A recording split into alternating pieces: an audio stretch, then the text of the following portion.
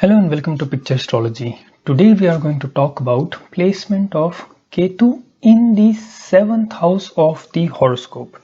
And some of the main things we will discuss in this video is, first of all, marriage, because 7th house is the house of marriage and partnership. It also shows your personal and romantic life. And invariably, placement of Ketu in such a house generates a lot of questions and curiosity in people's mind. Secondly, we will talk about the professional aspect of this Ketu, because 7th house being 10th from 10th house has a great impact on the professional life as well. And needless to say, 7th house also shows business partnership, not just your romantic relations, but your business relations and how can you do in partnership businesses.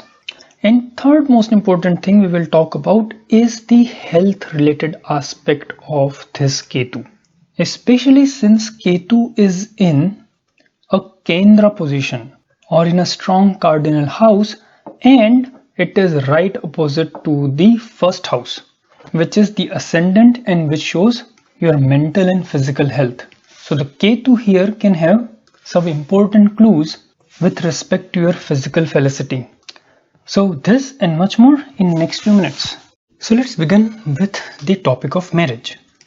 And if you read any of the classics and also the modern books, this placement of Ketu right here in 7th house is not described in any glowing terms. And everyone talks about some or the other kind of hurdles or issues. However, the basics which we learned about how Ketu behaves, that Ketu and Rahu, both the points, are catalyst.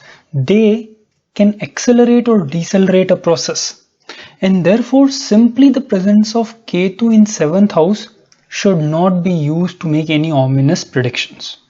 Now what does definitely happens is, as you know, that Ketu is all about heart. Ketu is the part of body without the head, so it doesn't have rational or sensual aspect, but on the other hand it is full of sentiments and emotions. And therefore what happens in today's world is that this Ketu in the 7th house invariably hints at some or the other kind of sentimental relationship.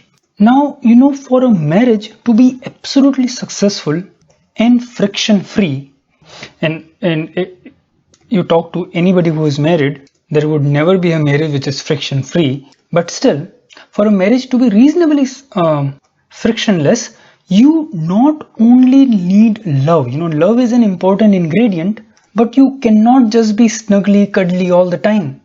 Apart from love, you need a rational and practical approach in relationship. You need to respect each other's boundaries. You need to give space to each other. And especially in today's modern high-paced world, too much love and sentimentalism can create various kind of issues, and that's what this Ketu generally shows. And when there is over attachment, over sentimentalization of anything, people tend to do many different and sometimes strange and stupid things also. So at least this is a part which you can definitely say about this Ketu's effect on 7th house or marriage and relationship point of view with a fair degree of certainty. However, if there is strong presence of moon, and again in the initial videos of Rahu-Ketu series we talked about how sun and moon placed strongly in a chart can thwart a lot of negative effects of Rahu and Ketu. And in this case, along with moon, Mercury should also be strong, because Mercury is the planet of rationality, logic. This is one planet when strongly placed can overcome the extreme sentimentality of Ketu.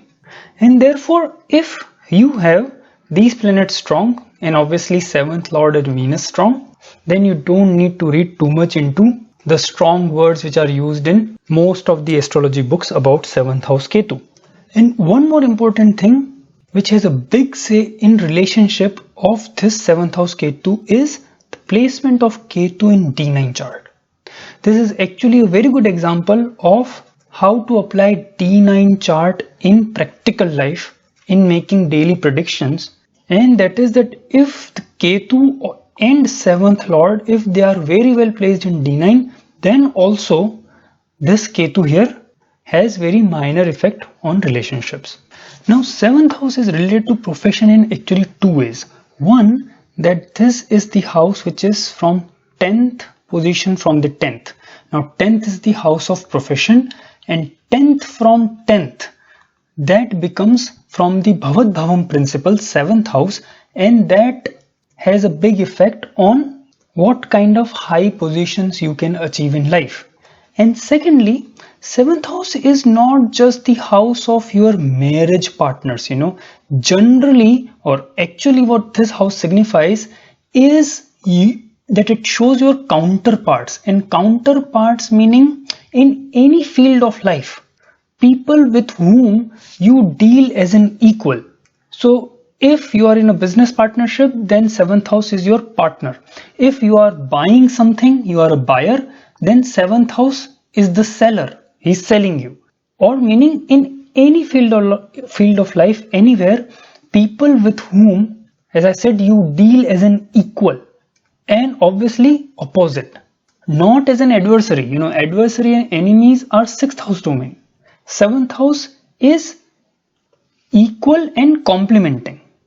And therefore, in interpersonal skills, how a person deal with others in life, the 7th house plays a very important role.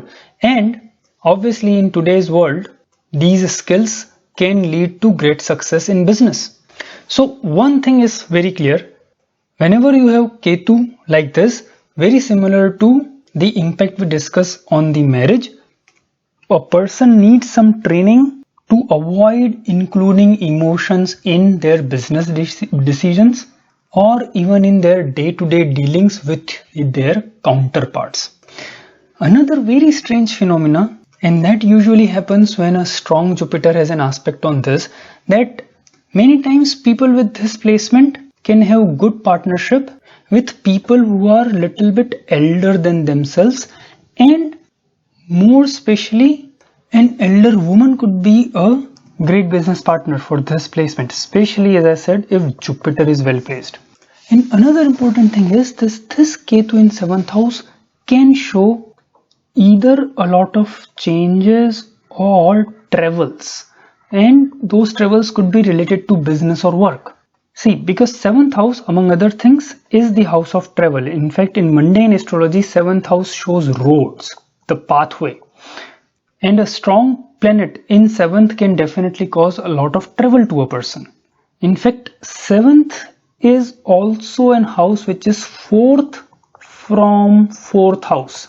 If you see from the 4th house, this is the 4th. So from the Bhavat Bhavam principle, this could also mean that a person might need to change homes or houses often, and that usually will happen if the 4th house conjoins, or 4th house lord joins this Ketu in the 4th house, in the 7th house. And that impact will be more pronounced when 7th house has an active or a dual sign. Active signs are 1, 4, 7, 10, and dual signs are typically 3, 6, 9, and 12. So this probably is going a little bit into details and using multiple techniques and combining them together to reach at a very practical conclusion. But this is an example in which you can juxtapose and combine multiple Vedic astrology techniques. Now let's quickly talk about health. Now Ketu in 7th is especially important for health for two reasons. One, Ketu is right opposite the 1st house. 1st house is the ascendant which shows your physical being, and therefore Ketu here can have a lot of impact on the physical personality. And second thing is that Ketu is a first-rate malefic planet, and generally wherever Ketu is placed, whichever house the planet Ketu occupies, can show some inherent weakness related to the body parts of that particular house. And as you know, 7th is your abdominal area. It is the area which contains your kidneys, urinary tracts, internal reproductive organs, especially in women, like uterus, etc. Those are the reproductive organs which are in the domain of the 7th house. And 7th house also shows your sexuality and sexual urges. So issues related to these areas are possible, yet it is important to remember the basic principle of catalyst. See, Ketu alone will not cause these problems unless they are indicated by other basic features of the horoscope. So friends, this was my quick analysis of Ketu in 7th house. As you probably saw that I used the principle of Bhavat Bhavam in at least 2 different ways in this video. And that's just a glimpse of how, by using the basics of astrology and some of the fundamental techniques of Vedic astrology, good predictions, good practical predictions can be made. So thank you so much for being with me so far, and I hope to see you again soon. Please do like and subscribe to my channel to continue to get more updates like this. Thanks again.